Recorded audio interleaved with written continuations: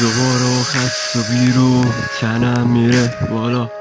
دوباره تب کردم و بی تو تنم سرد و فردا نمیدونم کی و کجا، اصلا نمیدونم واسه چی زندم تو این زندگی زمین پس فطرت و لعنتی و سردا من کردم نمیگیرم هرچی باشه برم تو آینده برم توی فردا. نبین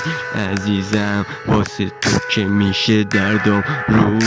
وقتی منو میذاری میری تو اشکال نداره، منم در به دری تو غربت میمونم واسه خودم یه گل چراغ میکنم میکشم سکامی تو رو مخونم